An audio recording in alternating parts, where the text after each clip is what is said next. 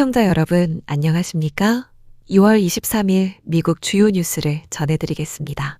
플로리다주 팜비치에 위치한 트럼프 대통령의 마라라고 저택에 산탄총과 가스통으로 무장한 남성이 진입을 시도하다 비밀경호국 요원들의 총격에 사망하는 사건이 발생했습니다.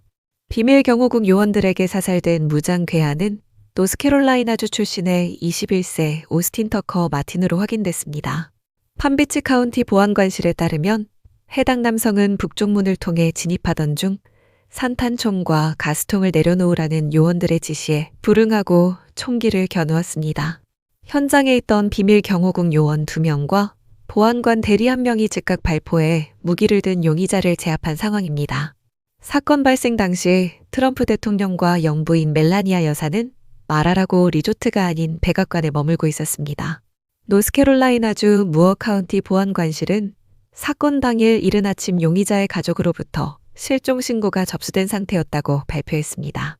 연방수사국은 용의자가 남쪽으로 이동하는 과정에서 산탄총을 입수한 것으로 보고 마라라고 인근 주민들에게 보안 카메라 영상 제공을 요청하며 광범위한 수사를 진행 중입니다. 캐시 파텔 연방수사국 국장은 SNS에 이번 수사에 모든 필수 자원을 집중하겠다는 내용의 글을 올렸고, 캐롤라인 레빗 백악관 대변인은 무장한 침입자를 신속하게 제압한 비밀경호국의 대응 소식을 전했습니다. 이어서 레빗 대변인은 국토안보부의 부분 셧다운으로 인해 급여를 받지 못하는 상황에서도 임무를 수행 중인 연방법 집행관들의 상황을 거론하며 셧다운 사태를 유발한 민주당 의원들을 비판했습니다. 현재 수사당국은 용의자의 범행 동기를 파악하기 위해 심리적 프로파일링 작업을 벌이고 있으며 백악관은 사건 관련 질의를 수사기관으로 모두 이관한 상태입니다. 다음 뉴스입니다. 미국 연방대법원이 트럼프 대통령이 1977년 국제긴급경제권한법을 근거로 부과했던 광범위한 관세 정책에 대해 권한 남용을 이유로 제동을 걸었습니다. 대법원은 6대3 판결을 통해 의회의 승인 없이 대통령 단독으로 경제 전반에 영향을 미치는 권한을 행사할 수 없다는 판단을 내렸습니다. 이에 트럼프 대통령은 대법원이 기각한 법안 대신 제한적인 다른 법적 권한을 새롭게 활용하여 전 세계 수입품에 10%의 관세를 부과하는 행정명령에 서명하며 즉각적인 대응에 나섰습니다. 새롭게 도입된 관세는 트럼프 대통령의 국정연설이 예정된 화요일부터 곧바로 시행에 들어갑니다. 의회의 별도 개입이 없다면 해당 관세는 향후 150일 동안 유지될 예정입니다. 나아가 트럼프 대통령은 토요일 발언을 통해 외국 국가들이 수십 년간 미국 시장을 이용해왔다고 지적하며 기본 관세율을 10%에서 15%로 인상하겠다는 계획을 내놓았습니다. 이는 과거 무역협정으로 타격을 입은 미국 내 제조업과 블루칼라 노동자들의 일자리를 보호하고 국내 산업 기반을 재건하기 위해 수입품의 진입 장벽을 높이려는 목적을 지니고 있습니다.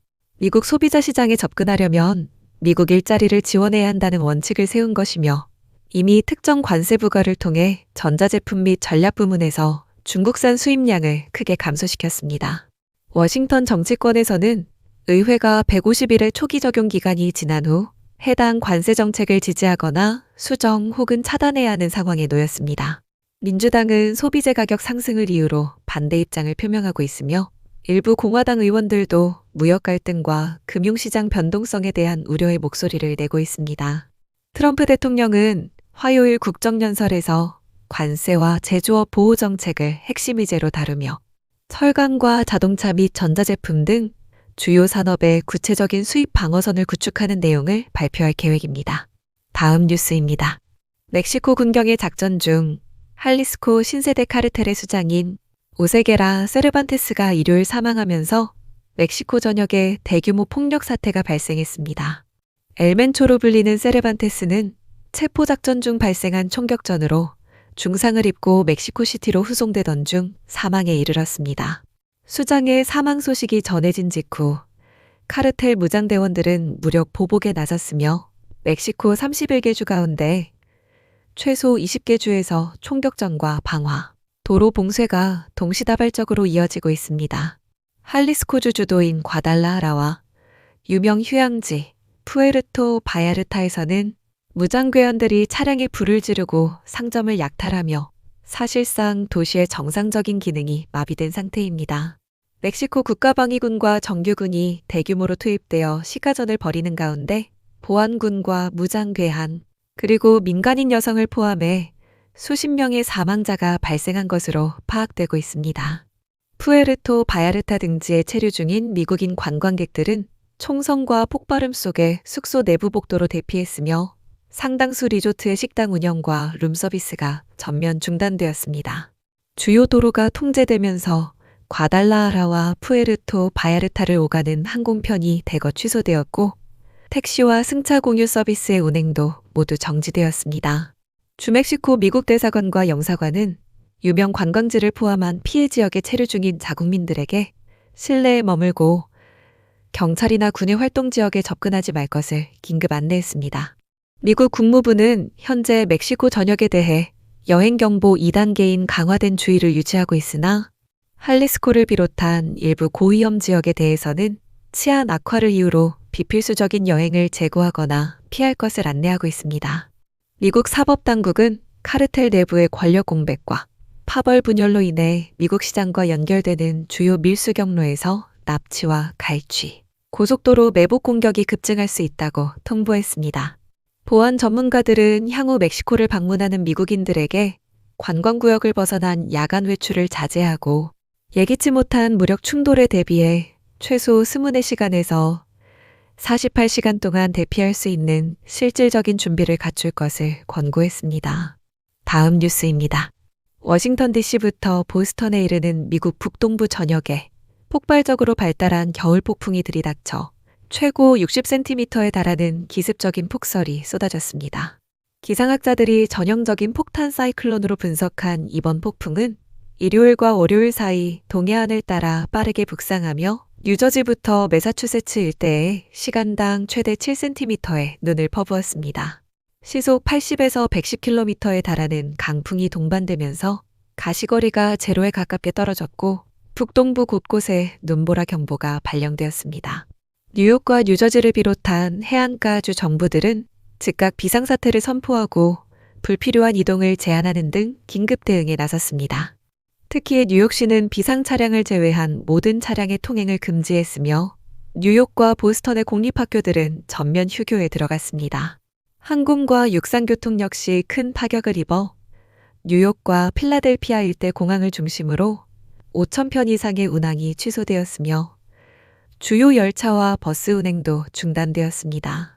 무겁고 습한 눈이 전력망을 덮치고 강풍이 겹치면서 매사추세츠와 뉴저지를 중심으로 40만 가구 이상의 전력 공급이 끊겼습니다. 이에 따라 당국은 취약계층과 노약자를 우선으로 하는 난방센터를 개방해 운영 중이며 교통사고 및 눈길 낙상 환자 유입으로 지역 병원들의 대응도 분주해졌습니다. 오후 들어 대도시 지역의 굵은 눈발은 잦아들기 시작했지만 북부 지역을 중심으로는 밤까지 간헐적인 눈보라와 돌풍이 이어질 전망입니다. 기상당국은 폭풍의 고비는 넘겼지만 밤사이 기온이 영하로 떨어져 결빙으로 인한 도로 위험이 잇따를 수 있다고 경고했습니다. 현재 각 지자체 당국은 제설 작업이 이루어지지 않은 구간에 재결빙과 눈무게를 이기지 못한 나뭇가지 추락 등 위험 요소에 대비해 전력망 및 도로망 복구 작업을 지속하고 있습니다. 다음 뉴스입니다. 미국 연방공개시장위원회가 지난 1월 기준금리를 동결한 가운데 지난해 지속된 고용시장 침체와 최근 발표된 경제지표의 혼조세가 향후 통화정책을 가를 핵심 변수로 떠올랐습니다. 2025년 미국 경제는 월 평균 1만 5천 개의 일자리를 창출하는 데 그치며 경기 침체기를 제외하고 가장 저조한 고용 기록을 남겼습니다. 하지만 지난 1월 고용보고서에서는 당초 예상을 크게 웃도는 13만 개의 일자리가 증가하며 시장에 상반된 신호를 주었습니다. 이러한 수치 상승은 의료 및 건설 등 일부 산업에 편중되어 발생했으며 민간 부문 통계 수치와의 격차도 커 1월의 고용 호조가 추세적인 반등인지 일시적인 착시인지는 추가적인 검증이 필요한 상황입니다.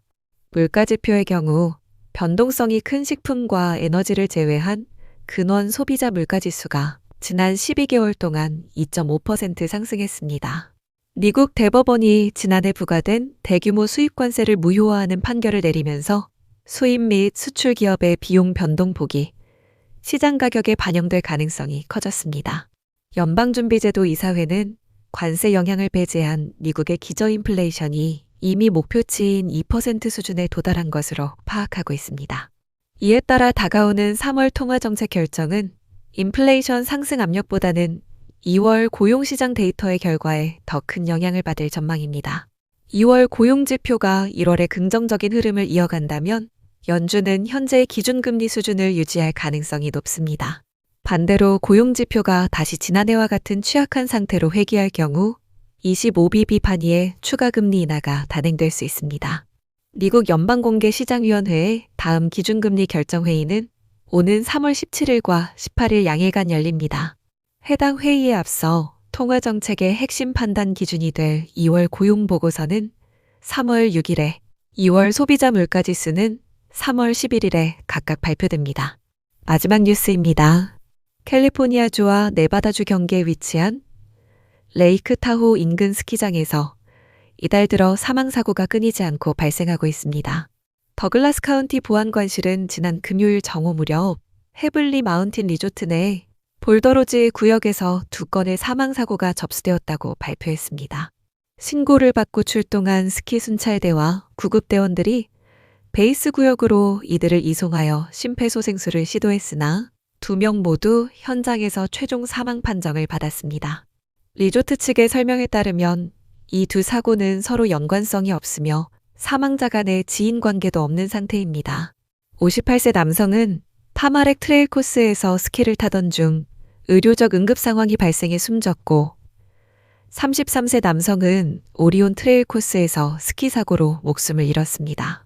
해당 사건은 인근 캐슬피크 지역에서 대규모 눈사태가 발생해 9명이 사망한 지 불과 며칠 만에 보고된 추가 인명 피해입니다. 눈사태 사고 당시 총 15명의 일행이 기상청의 위험 경보에도 불구하고 오지 스키 투어를 강행하다 참변을 당했으며 현재 캘리포니아 당국은 투어를 주도한 가이드 업체를 상대로 형사상 과실 여부에 대한 내사에 착수했습니다. 이에 앞서 노스스타 리조트에서도 이달에만 3건의 사망사고가 연이어 접수된 바 있습니다. 고급 코스에서 실종되었던 21세 비번 직원이 숨진 채 발견된 데 이어 53세 남성과 26세 남성이 각각 스키어 간 충돌과 코스 활강 중 연달아 사망했습니다. 현재 헤블리 리조트에서 발생한 2명의 사망자에 대한 신원은 유가족 통보 절차가 완료될 때까지 비공개로 유지됩니다. 관할 보안관실은 당시 기상 조건이 2건의 치명적인 사고에 영향을 미쳤는지 여부를 포함해 수사를 계속 이어가고 있습니다. 이상으로 오늘의 뉴스를 마칩니다. 시청해주셔서 감사합니다.